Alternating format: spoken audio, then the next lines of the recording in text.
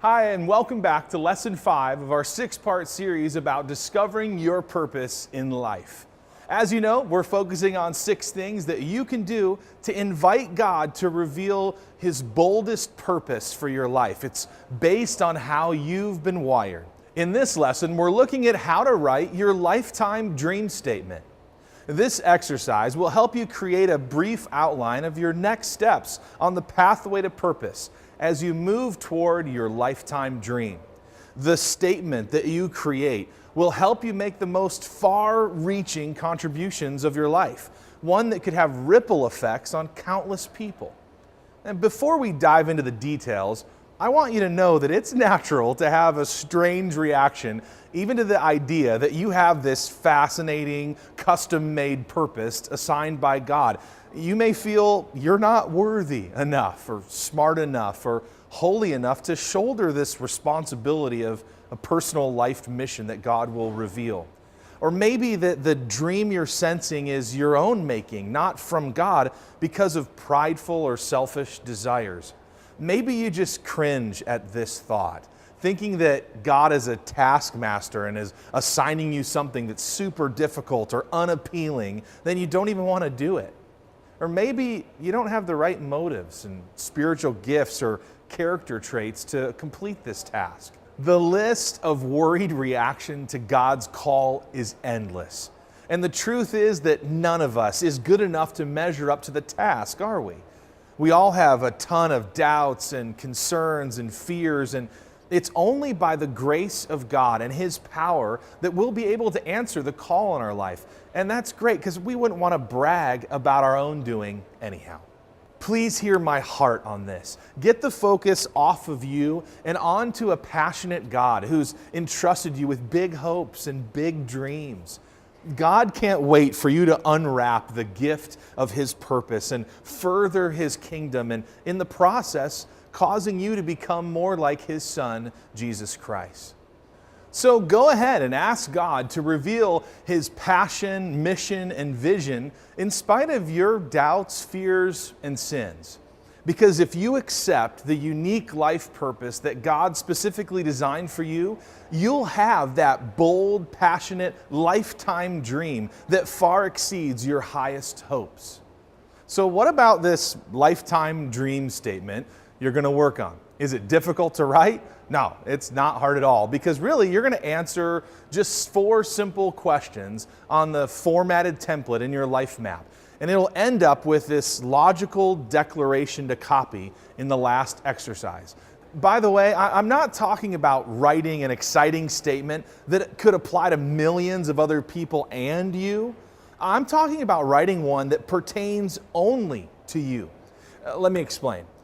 God has given countless Christians the same general lifetime dream to worship God and serve in the fellowship with others who love Jesus, to be accountable to a few spiritually mature friends to help me grow in my faith, and to get a good education that allows me to work in an area of my passion, to be happily married, to become a great grandparent and parents. I get all of that. But to be honest, what I want you to do is think beyond the dream that God has given everyone and think about what is really He's calling you to do. These are the big dreams that are common to many others. So you don't need to include them in your lifetime dream statement because they're not exclusive to you. Really, I want you to focus on your most unique, broad-reaching lifetime dream that God has given you alone.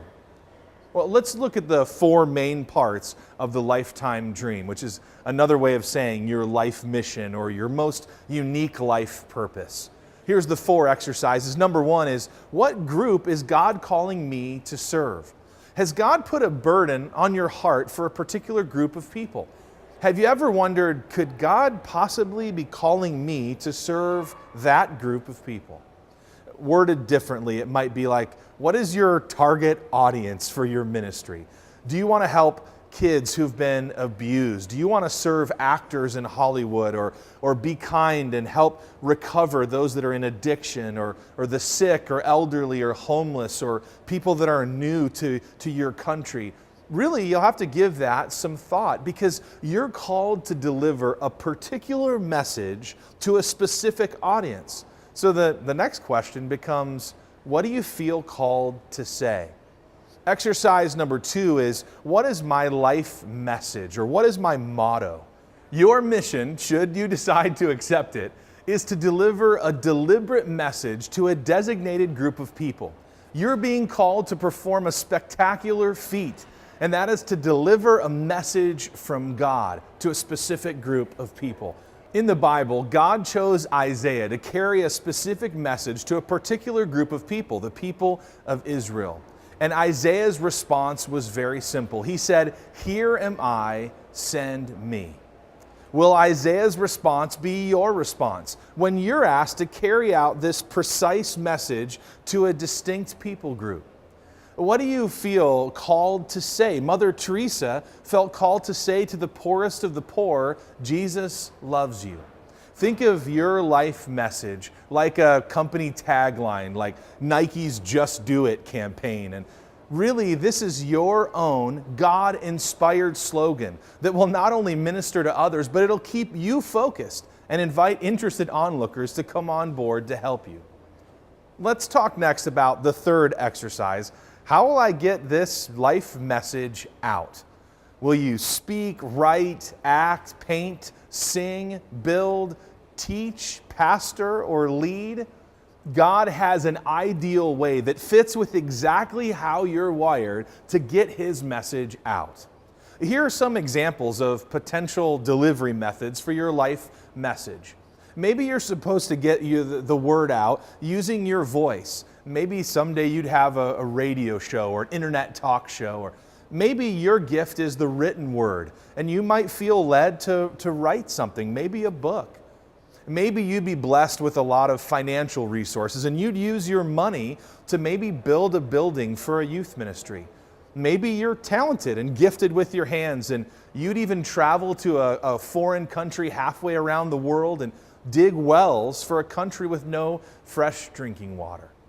Just a few ideas to help you think about your favorite delivery method. You can check out a ton more on your life map as you begin to unpack what this looks like for you. Exercise number 4 is, what God-inspired passions support my life's mission? Your passions reflect your most creative self. Your passions can show up in the form of a hobby, like playing basketball or playing the piano. The passion can show up when you do volunteer work, or you fight for a cause, when you rescue an animal or fight against injustice. Maybe your passion, really goes crazy when you're instructing someone else, teaching, maybe an aerobics class. Clearly that's my gift, or English as a second language. Either way, passions are God-given desires that make you want to jump out of bed in the morning and work on them. Get ready to think about what passionate desires God has given you that will enhance your life mission. Number 5, exercise 5, is to really just take these answers from the first 4 and write them into a lifetime dream statement. Now, assuming that you'll be brave enough in the next hour to ask God to reveal this dream to you and write down this statement with the help of your conversation partner, I want to say congratulations. You're taking a huge step. And will you then be ready for the rest of your life to be obedient to God's instructions and complete the task that He's assigned to you? I pray that you'll move confidently forward with your lifetime dream that is based on how God wired you. I hope you enjoy the next few moments of conversation. We'll see you next week.